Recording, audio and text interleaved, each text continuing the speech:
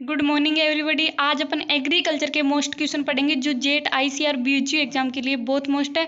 आप इन क्वेश्चनों को ध्यान से पढ़िएगा। आप नोटबुक लेके नहीं बैठे तो नोटबुक लेके जरूर बैठिएगा। कई कई क्वेश्चन ऐसे होते हैं जो लिखे हुए नहीं होते बट मुंह से बोल दिया जाता है, वो ज़्यादा मोस्ट होते हैं।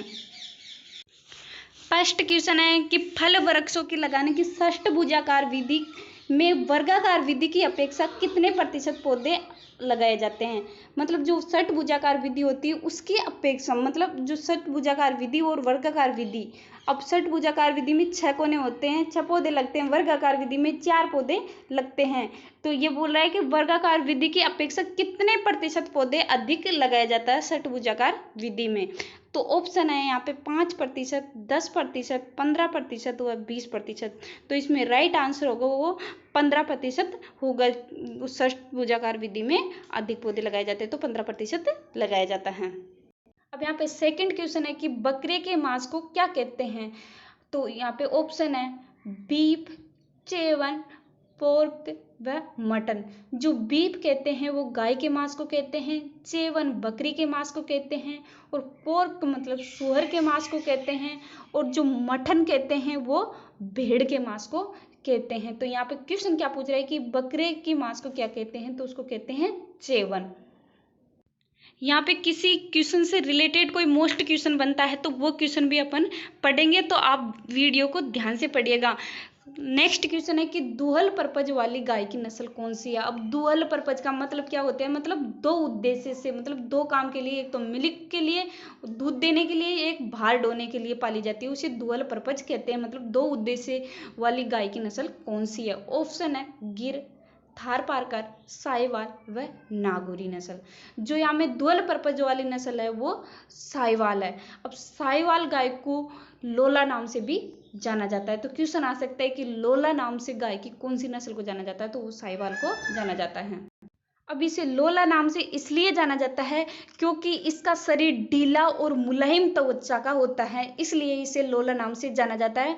और भारतीय नस्लों में, मतलब भारतीय जितनी भी गाय की नस्लें होती है उसमें सर्वाधिक दूध कौन सी देती है, साहिवाल नस्ल देती है, और इसका दूध सबसे ज़्यादा मीठा होता है। कौन सी गाय का दूध सबसे ज़्यादा मीठा होता है, साहिवाल गाय का दूध सबसे ज़्यादा मीठा होता है।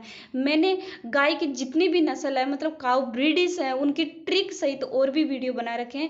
आप उन वीडियो को नहीं देखे तो उनको जरूर पढ़िएगा, उनको आप पढ़ेंगे तो ये क्वेश्चन आपसे सोल्व होंगे। नेक्स्ट क्वेश्चन है कि भारतीय गाय कौन सी है। ऑप्शन है सिंध, जर्सी, राठी व ए व बी दोनों। तो जो भारतीय गाय है वो सिंधी और राठी दोनों है। जो विदेशी गाय है वो जर्सी है।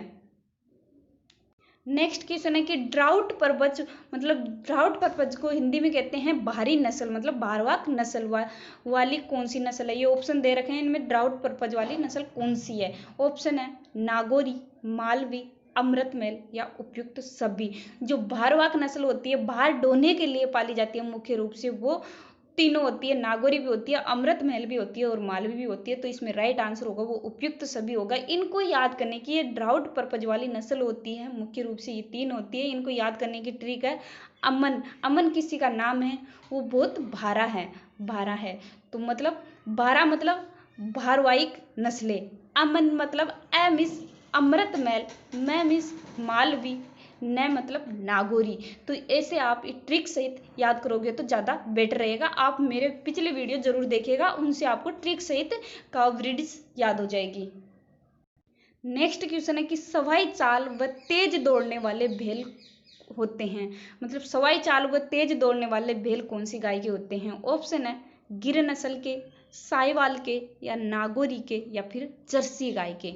तो इसमें जो तेज दौड़ने वाले व सवाई चाल वाले भेल होते हैं वो नागौरी के होते हैं, और ये नागौरी गाय 100% सफ़ेद होती है। क्वेश्चन आ सकता है कि कौन सी गाय 100% सफ़ेद होती है, तो वो नागौरी नस्ल है, वो 100% सफ़ेद होती है और ये भारवाक नस्ल है। अब यहाँ पे क्वेश्चन पूछ रहा है कि सवाई चाल व तेज दौड़ने वाले भेल कौन सी गाय के होते हैं, तो वो नागौरी गाय के होते हैं। और सवाई चाल के नाम से एक गाय को जाना जाता है, वो कांकरेज गाय होती है, उसको सवाई चाल के नाम से जाना जाता है।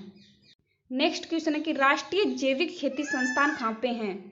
तो ये राष्ट्रीय जैविक खेती संस्थान है वो कहाँ पे है। ऑप्शन है दिल्ली, इंदौर, गाजियाबाद व जबलपुर। जो राष्ट्रीय जैविक खेती मतलब नेशनल ऑर्गेनिक फार्मिंग जो है वो गाजियाबाद में है।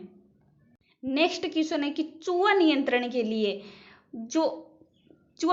के लिए 1 किलोग्राम विष सूचकांक बनाने के लिए जिंक फॉस्फेट की कितनी मात्रा आवश्यक होनी चाहिए।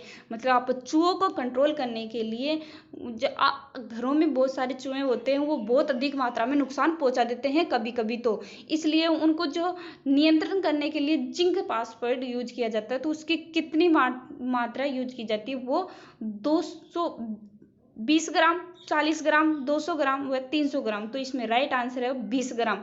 20 ग्राम जिंक फॉस्फेट की मात्रा होती है। नेक्स्ट क्वेश्चन है कि केसीसी, अब केसीसी की फुल फॉर्म है किसान कॉल सेंटर। केसीसी भी दो होता है, एक तो किसान कॉल सेंटर होता है, एक किसान क्रेडिट कार्ड होता है। तो ये किसान कॉल सेंटर, इसकी स्थापना कब हुई थी, मतलब ये इस्टेब्लिश्ड कब हुआ था। ऑप्शन है 21 जनवरी 2002 को, 21 जनवरी 2003 को, 22 जनवरी 2004 को या 21 जनवरी 2004 को। तो जो केसीसी मतलब किसान कॉल सेंटर जो इस्टेब्लिश्ड हुआ था वो 21 जनवरी 2004 को हुआ था। अब यहाँ पे किसान कॉल सेंटर के फ़ोन नंबर पूछ ले आपको, हेल्पलाइन कॉन्टेक्ट पूछ ले, तो ये हैं 1800 180 1551 इसके फ़ोन नंबर है। तो आपकी खेत में मतलब फसल में कोई भी समस्या हो तो वहाँ पे कॉल करके पूछ सकते हैं। बात करते हैं सेकंड केसीसी की। फर्स्ट केसीसी तो बता दी मैं आपको, किसान कॉल सेंटर। अब है किसान क्रेडिट कार्ड, ये कब इस्टेब्लिश्ड हुआ था। ऑप्शन है जनवरी 1998-99 या फिर मई में या फिर फरवरी में या फिर अगस्त में। जो ये केसीसी मतलब किसान क्रेडिट कार्ड इस्टेब्लिश्ड हुआ था, मतलब उसकी स्थापना हुई थी, वो अगस्त 1998-99 हुई थी। नेक्स्ट क्वेश्चन है कि राजस्थान में अनार का सेंटर ऑफ एक्सीलेंस कहाँ स्थित है। ऑप्शन है ढिंडोर जयपुर में, कोटा में, नागौर में या जोधपुर में। तो जो राइट आंसर होगा, जो अनार का सेंटर ऑफ एक्सीलेंस है वो ढिंडोर जयपुर में है। नेक्स्ट क्वेश्चन है कि आम की जो बीज रहित किस्म है, बीज रहित वेराइटी है, वो कौन सी है। तो ऑप्शन है नीलम, मल्लिका, अल्फांजो व सिंधु।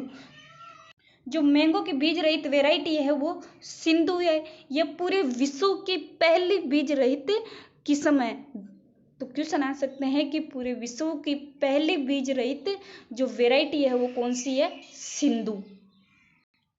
और ये सिंधु वेराइटी है, ये रत्ना और अल्फांजो के संकरण से विकसित हुई है। बात करते हैं कि ये मल्लिका वेराइटी है, इसमें सर्वाधिक विटामिन ए पाया जाता है। तो क्वेश्चन आ सकता है कि आम की कौन सी वेराइटी में सर्वाधिक विटामिन ए पाया जाता है, तो वो मल्लिका में सर्वाधिक विटामिन ए पाया जाता है।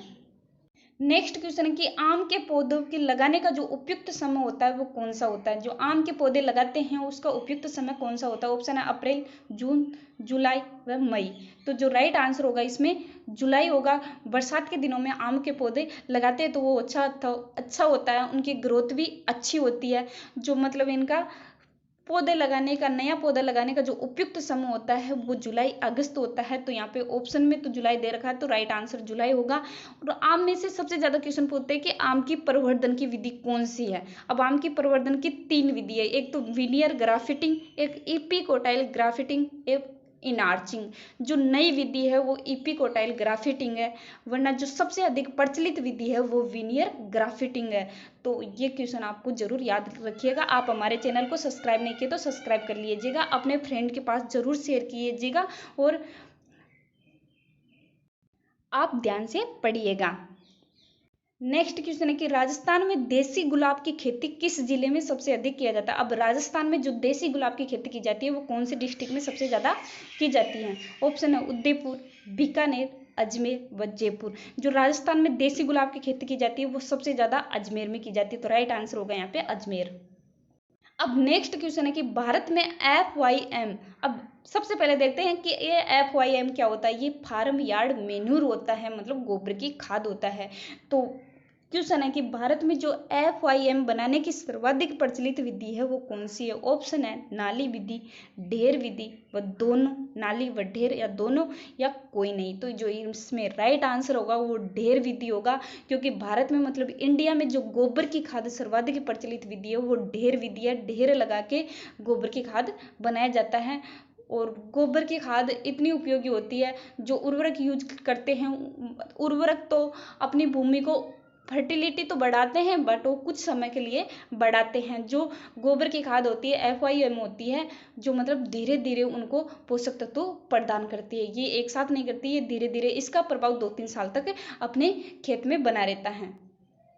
नेक्स्ट क्वेश्चन है कि सोयाबीन में कितने प्रतिशत तेल पाया जाता है। अब सोयाबीन को वंडर क्रॉप के नाम से भी जाना जाता है, तो क्वेश्चन आ सकता है कि वंडर क्रॉप के नाम से कौन सी क्रॉप को जाना जाता है, मतलब कौन सी दलहनी फसल को जाना जाता है। तो वंडर क्रॉप के नाम से सोयाबीन को जाना जाता है। अब इसमें पूछ रहा है कि कितने प्रतिशत तेल पाया जाता है। ऑप्शन है 20%, 30%, 40% और 50%। तो इसमें राइट आंसर होगा 20% तेल पाया जाता है। और सोयाबीन से सबसे ज्यादा मोस्ट क्वेश्चन ये पूछते हैं कि जो उसमें प्रोटीन पाई जाती है वो कितनी प्रतिशत पाई जाती है। तो प्रोटीन 40 से 42% पाई जाती है, और सर्वाधिक दलहनी फसलों में प्रोटीन पाई जाती है वह सोयाबीन में पाई जाती है।